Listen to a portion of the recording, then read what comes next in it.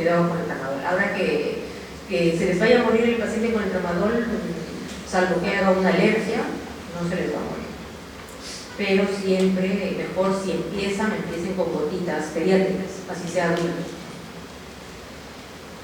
También se puede usar antidepresivos a este nivel de cuando el dolor está a nivel de populación.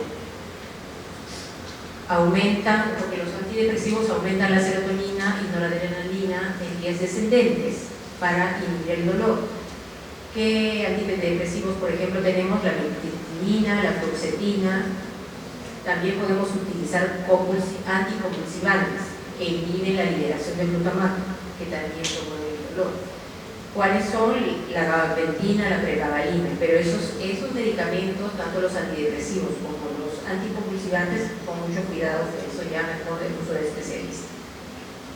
Y también, como médicos generales, debemos conocer las técnicas no farmacológicas, que esas sí las pueden usar como médicos generales y no son dañinas. ¿Cuáles son? Los ejercicios. Todos sabemos que el ejercicio aumenta las endorfinas. Entonces, si tenemos un paciente que no tiene ninguna contraindicación para hacer ejercicio, entonces le podemos, si no lo mandamos al gimnasio porque va a decir este doctor está loquito, le podemos decir usted haga estos movimientos en su casa, movimientos que le ayuden a la patología que tiene, ¿no? Por ejemplo, si tiene un dolor ciático, de pronto que haga estiramientos que ustedes leerán previamente qué estiramientos puede hacer y se los pueden indicar. También podemos utilizar el TENS. ¿Han escuchado hablar del TENS? El TENS es como un aparatito que se pone con electrodos que van conectados al TENS y se pone en zonas de dolor que contraen el músculo. Digamos como masajeadores entre comillas, pero que permanecen contrayendo el músculo a diferentes niveles con el aparato para TENS, ¿no? Y que ayuda en el dolor, porque va a reducir la actividad de las vías facilitadoras del dolor.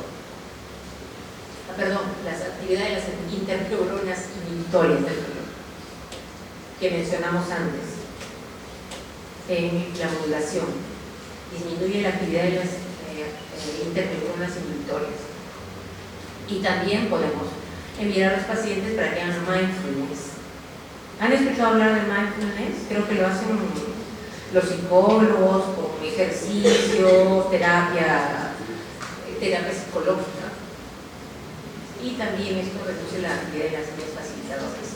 Otra de las cosas que podemos utilizar es el calor y el frío. Podemos indicar a los pacientes, por ejemplo, si se acaban de dar un golpe, han estado jugando fútbol y se golpean, ¿qué le indicarían? ¿Calor o frío? Frío. Y si tiene un dolor, una contracción muscular crónica, le pueden decir, cómprese una almohadita de esas que tiene semillitas, la calienta en el microondas y se la pone cada 5 minutos o cuando esté sentada en la cama, cuando esté viendo televisión, y estas cosas le van a ayudar al paciente y no le van a hacer daño, y como médicos generales la pueden recetar. Esto es parte de terapia de dolor. Los TENS se colocan en terapia de dolor bastante, pero tienen que tener el aparato para TENS.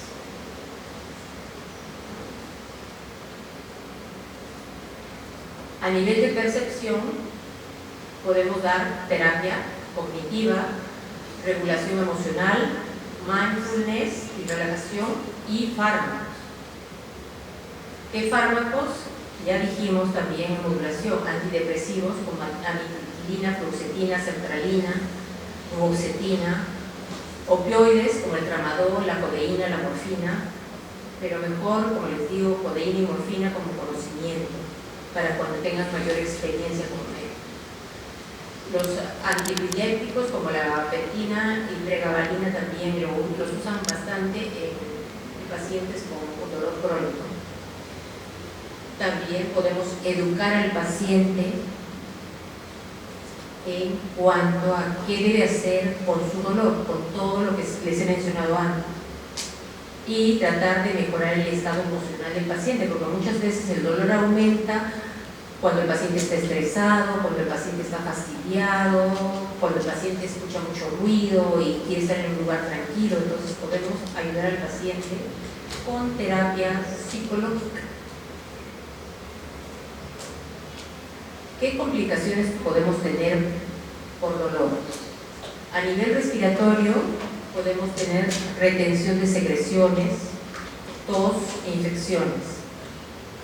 A nivel cardíaco, si hay mucho dolor, puede aumentar la presión arterial, puede aumentar el gasto cardíaco, puede haber angor, incluso puede llegar el paciente, si el dolor es muy fuerte, a un infarto. A nivel gastrointestinal puede haber estasis gástrica, disminución del tránsito gastrointestinal. A nivel vascular pueden haber tromboembolias, trombosis venosa profunda. A nivel musculoesquelético puede haber atrofia muscular, pero esto cuando el dolor es crónico. Si el paciente tiene dolor crónico años, va a tratar de no moverse y ese músculo se va a atrofiar. Esa atrofia muscular no va a ser inmediata, no va a ser, se operó y mañana tiene atrofia. Pero si se operó y el dolor le continúa 1 o 2 meses, ya el músculo va a ir yendo atrofiándose. Aquí vemos la escala del dolor, la escala numérica del 0 al 10, donde 0 es nada de dolor y 10 es el dolor más severo posible. Otra escala que más se da está en niños con las caritas felices, porque los niños a veces pueden no saber leer, pero le enseñan la cartilla y le dicen, te duele así, le demuestran las caritas y el niño va a señalar cuál es el dolor.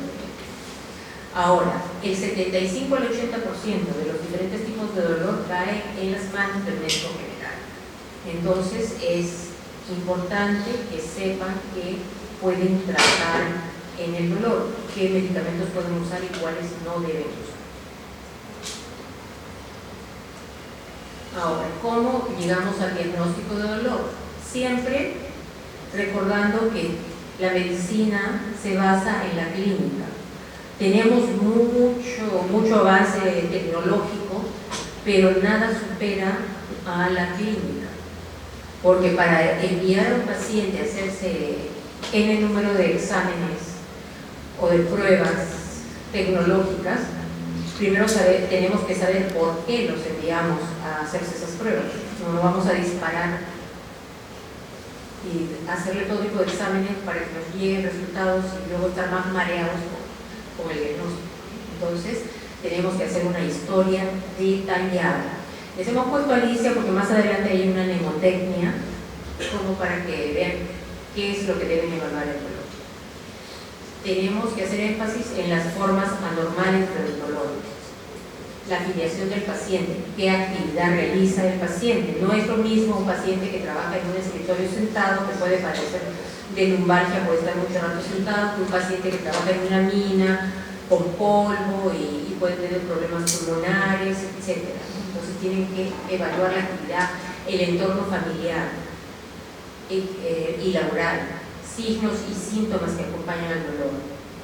Puede haber alteraciones del gusto, del olfato, relajación de esfínteres, debilidad de miembros inferiores, alteración de la visión, alteraciones auditivas, cambios que hayan ocurrido en sus actividades. Antes caminaba 10 cuadras en 10 minutos y ahora camina 10 cuadras en 2 horas.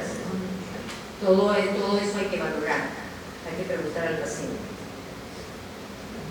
Aquí está la mnemotecnia para el dolor.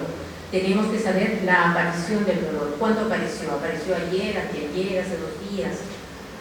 ¿A raíz de qué apareció? ¿Le apareció así de pronto o de pronto levantó una maleta y comenzó el dolor?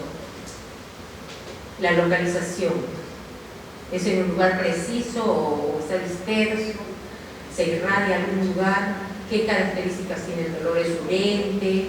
¿Es profundo? ¿Es cortante? ¿Es lancinante? ¿Qué intensidad tiene? ¿Es leve? ¿Es muy intenso? ¿Qué lo agrava? De pronto los sonidos le agravan el dolor, o de pronto algún movimiento. Todos esos datos tienen que estar en la historia como para que ustedes hagan un buen diagnóstico. Entonces, ¿qué tenemos que hacer? Un examen clínico completo, un examen neurológico bien hecho y un examen muscular. Ahora, tenemos múltiples causas de dolor. No vamos a tratar de llegar al diagnóstico de la causa del dolor y dejar que el paciente se muera de dolor en el camino. Tenemos que ir tratando el dolor desde el inicio y concomitantemente ir buscando la causa del dolor, llegando al diagnóstico. Dolor somático, ya dijimos, localizado, continuo. ¿Qué ejemplos hay de dolor somático? Traumatismos, afecciones, artritis, tendinitis, esguinces, fracturas, contracturas musculares, golpes, lumbalgia traumática, quemaduras, inflamatorias, lesiones por arma blanca o por arma de fuego, que ahora están muy frecuentes. ¿Qué tratamiento? El tratamiento es de acuerdo al paciente.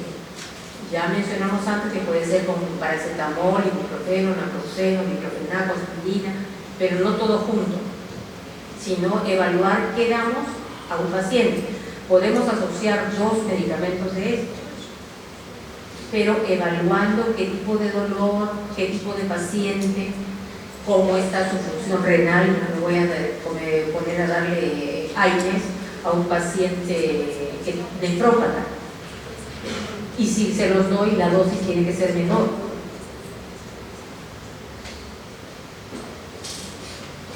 El dolor visceral, ya dijimos también, difuso, referido generalmente en lugares lejanos o zona de origen, secundario a fenómenos de isquemia, infarto, sea renal, cardíaco, mesentérico, etc. Se presenta en peritonitis, pancreatitis, infecciones, úlceras, en cólicos renales, intestinales y ginecológicos. ¿Qué podemos dar en este tipo de dolor visceral? Espasmolíticos, como la inosina. Pero tenemos que tener en cuenta que en la inosina, cuando usamos inosina, puede haber hidriasis, fotofobia, taquicardia, bradicardia, taponamiento mucoso, bronquial, náuseas, vómitos, disuria, retención urinaria, mareo. Entonces siempre darlo con cuidado, teniendo en cuenta todo lo que puede ocasionar, viendo el estado del paciente, y siempre, si lo van a administrar por vía venosa, indicar en su receta administración lenta, porque todos estos efectos pueden disminuir si se da bien diluido y en forma lenta, o sea, no en inyección inmediata, sino en forma lenta. Dolor neuropático. Se caracterizaba por lesiones del sistema nervioso central o de los nervios periféricos. Es un dolor urente, quemante, lancinante, recurrente. Ya dijimos que se presentaba en la neuralgia del diabético, la neuralgia del trigémino, la neuralgia post-herpética, el neuritis por droga, el trastornos degenerativos. En el cuadro agudo, ¿qué podemos usar? Un opioide oral tipo tramadol o codeína. En estos pacientes, si tienen un dolor neuropático y solamente están ustedes, bueno, yo usaría tramadol, ¿no? Pero acuérdense con un antiemético. Pueden asociarlo también al paracetamol, pero siempre teniendo cuidado que la función renal esté en buenas condiciones. También pueden usar antidepresivos tricíclicos como la norepinefrina, anticonvulsivantes como la gabapentina y el pregabalina. Y en algunos casos puede hacerse anestesia local, bloqueos locales, ya sea regional o raquídeo, pero esto mayormente lo hacen los anestesiólogos en terapia de dolor. Ya hablamos de los aires acetaminofén, de los analgésicos, los opioides. Lo que tienen que tener bien presente, que ya también lo mencionaba antes, que se usan los medicamentos para el manejo del paciente de acuerdo al paciente. No todos tienen la misma guía. Se dan los medicamentos de acuerdo a la patología y al tipo de dolor del paciente.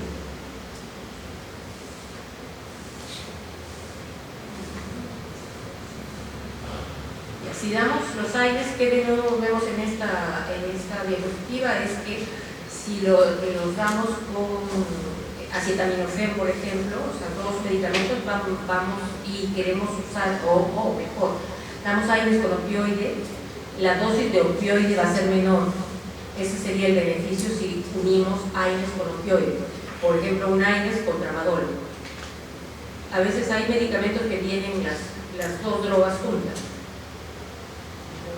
Nos va a disminuir la dosis del tramadol si le vamos con AINES. ¿Qué efectos adversos tienen los AINES? Falla renal, alteración hepática, úlcera gástrica y puede haber también sangrado. Otro de los medicamentos, eso es solamente para conocimiento, la morfina, las dosis ni las aprenda, su metabolismo es hepático y sus metabolitos activos son excretados por la orina. ¿Qué efectos secundarios tiene? Constipación, náuseas y vómitos, sedación, puede haber depresión respiratoria, sobre todo mucho cuidado en los ancianitos. Como anestesióloga, hay muchos anestesiólogos que incluso ponen morfina por la vía raquídea. Si yo pongo morfina por vía raquídea en un viejito, puede hacerme depresión respiratoria. Entonces, mucho cuidado con la morfina. Yo no pongo jamás morfina ni vía raquídea. Y en los viejitos, vía endovenosa, con mucho cuidado porque se les puede deprimir y cuando regresan a verlo pueden encontrarlo moradito. También puede ocasionar hipotensión arterial porque hay liberación de histamina y miosis por excitación del nervio parasimpático de la endorfina. Vías de administración: oral, gotas, intramuscular, intravenoso, ya sea como bombas continuas, a nivel epidural o raquídeo, y también hay parches transdérmicos y por iotoforesis vía nasal y intraarticular. También podemos dar fármacos coadyuvantes. En diapositivas anteriores mencionamos a los corticoides. Los damos como antiinflamatorios. Ya dijimos que los corticoides son los antiinflamatorios por excelencia, pero con precaución y con conocimiento. Igual podemos dar anticonvulsivantes y neurolépticos. Y según la patología, agregar antidepresivos, psicoestimulantes y anestésicos. Esto es más de uso de especialidades, como para que los conozcan. Igual, ustedes no van a usar meperidina. Codeína de pronto, puede que por ahí usen y tienen la dosis para que las recuerden más adelante, porque dosis no les, de esto por lo menos no les va a venir. Si combinamos estos opioides con gabapentina, vamos a disminuir un 30% del dolor primario y permite que disminuyamos también la dosis de opioides, pero los efectos adversos aumentan. Ahora, existen unidades de terapia de dolor. Cuando ustedes tengan pacientes a los que no puedan tratar el dolor, ustedes tienen que derivarlos a una unidad de terapia de dolor. Les comento una vez que yo estaba haciendo MOPI y llega a MOPI, es la evaluación preoperatoria que se hace en consulta antes de que empiecen a operarse. Llega una paciente llorando de dolor. Era una paciente con un cáncer de mama y por lo visto su cirujano ni nadie, trabajando en un hospital donde hace muchos años existía terapia de dolor, parece que no sabían, y la paciente estaba llorando de dolor. No podía ni siquiera responderme una sola pregunta de las que yo le hacía, porque se le caían las lágrimas automáticamente. Entonces, bueno, les cuento esto porque es lo que pueden hacer como médicos generales. Yo, como estaba en un hospital donde yo sí sabía que existía terapia de dolor, que la hacen los anestesiólogos, entonces me paré y la llevé a la paciente a la unidad de terapia de dolor, a pesar que no tenía cita. Bueno, antes todo no estaba tan regulado por computadoras, y la llevé y la dejé ahí para que le hicieran terapia de dolor, ya sea con una habitación subcutánea o con morfina o algo, porque era una paciente que estaba muriendo del dolor, literalmente. Entonces ahora ustedes como médicos saben que existen unidades de terapia de dolor, por lo menos hay en Almenara y me parece que también en Nueva York. En el MINSA también supongo que en el INEM había, no sé si en otros hospitales habrá, pero ya saben que existe y ahí les pueden calmar el dolor a los pacientes, porque a veces uno dándole medicamentos vía oral no le va a calmar el dolor. En esas unidades de la terapia de dolor hacen procedimientos invasivos, donde pueden calmar la terapia de dolor, hacen procedimientos con fluoroscopía, radiofrecuencia, hacen bloqueos epidurales. Entonces todo eso le puede ayudar al paciente. Ustedes no lo van a hacer, pero hay la unidad de terapia de dolor que le puede calmar el dolor al paciente.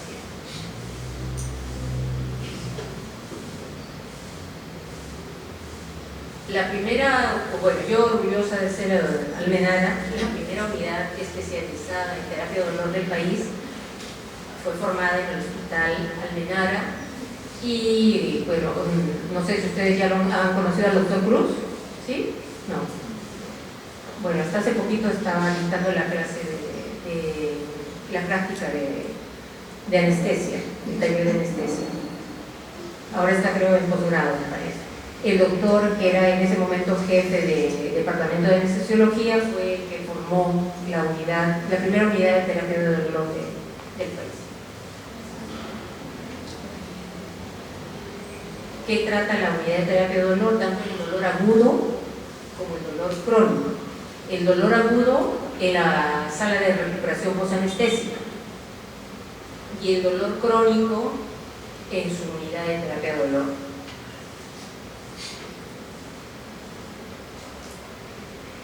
Bueno, ya les mencioné todas las enfermedades que trata de terapia de dolor, cánceres, enfermedades degenerativas, dolor postraumático, etc. ¿Qué hace la unidad de terapia de dolor? Consulta, hace procedimientos invasivos, como están viendo en la fotografía, evaluación y diagnóstico, y la otra figura es la sala de recuperación. Bueno, acá también tenemos a uno de los grandes peruanos de la terapia del dolor, yo diría el pionero, porque el doctor Cruz, digamos que como jefe fundó la unidad de terapia de dolor, pero el corazoncito de terapia de dolor era este doctor, el doctor Víctor Espinosa Aranguren, que bueno, ya no trabaja en el Almenara, pero todavía está joven y activo y tiene una clínica de terapia de dolor. Entonces están en la práctica privada. Hay múltiples clínicas de terapia de dolor, pero este doctor era muy buen terapista, pionero. ¿Cómo se merma la calidad de vida de un paciente con dolor crónico? Va a sufrir no solamente el paciente, va a sufrir su familia, su entorno. Toda la vida de un paciente que está sufriendo dolor, su entorno va a cambiar. Si tenía un hogar feliz antes, seguramente que ese hogar va a comenzar a volverse un hogar triste y con problemas. ¿Por qué? Porque un paciente con dolor primero se va a poner renegón, va a verle el mal a todo, no va a querer escuchar ruido, va a querer que apaguen la luz.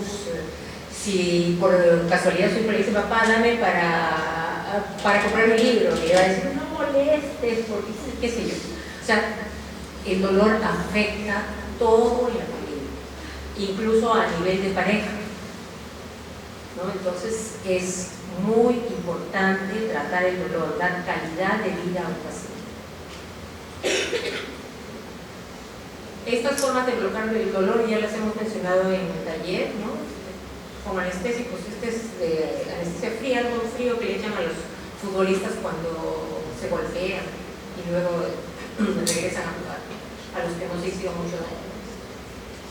Ahora, aquí es como un comparativo para mencionarles que la analgesia que puede dar el óxido nitroso al 20% es similar a la que produce 15 miligramos de sulfato de morfina. ¿Por qué lo menciono? Porque el óxido nitroso también se utilizaba para dar analgesia de parto. No sé actualmente si porque nosotros iniciamos en el Almenara con analgesia de parto hace muchos años, ya no se está haciendo analgesia, y se hacía tanto bloqueo epidural como analgesia de parto con óxido nitroso. Había maquinitas delgaditas con su máscara que la paciente comenzaba a inspirar pegándose la máscara funcionaba recién el pasaje de óxido nitroso en el momento que empezaba la contracción, y eso le disminuía el dolor por lo menos en un 30-40%, ¿no? El óxido nitroso. A una gestante no le voy a dar morfina, por ejemplo. También les mencioné alita subcutánea que ponían en terapia de dolor. Una alita que la colocan en esta parte para dar morfina al paciente. Y parches. Esta es una analgesia epidural con un opiáceo. Está colocando la analgesia epidural, y aquí en el lado de la derecha, donde está el campo verde, están haciendo un bloqueo axilar con el ecógrafo. Y acá está lo que les decía de la analgesia con óxido nitroso. La paciente solita se ponía la analgesia en cuanto estaba contrayendo el útero, y esto le calmaba el dolor durante las contracciones. Y si se fijan, algo importante que tienen que tener en sus cabecitas para que no vayan a cometer ningún error. Bueno, ahora la mayor parte de hospitales tienen el oxígeno, cualquier gas empotrado, pero hay hospitales que no. O si se malogra el sistema empotrado y usan los balones del gas, tienen que saber reconocer de qué color es el oxígeno y de qué color es el óxido nitroso, porque si conectan óxido nitroso como si fuera oxígeno, pueden matar al paciente. ¿Ya? Entonces siempre el óxido nitroso es balón de color azul, y el oxígeno siempre va a ser de color verde.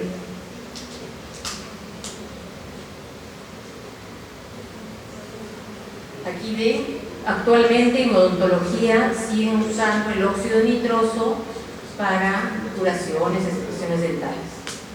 Actualmente, este óxido que fue descubierto en el 1700. ¿Alguna pregunta hasta ahí? Si fuera tramadol viral de 50 o de 100 miligramos, ¿cuál necesita un inmunidad con la enfermedad?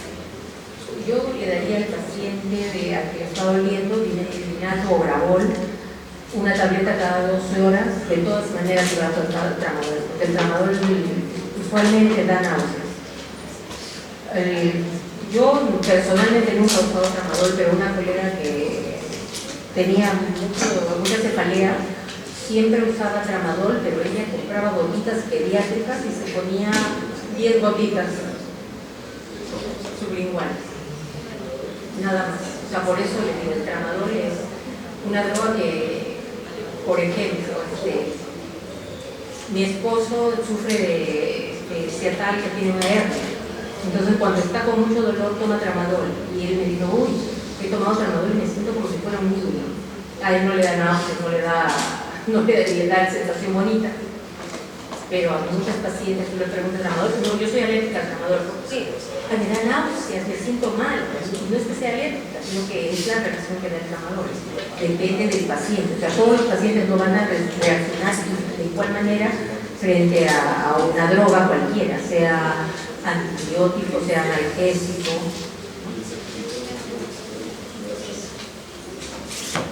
Entonces, ¿alguna duda, alguna pregunta?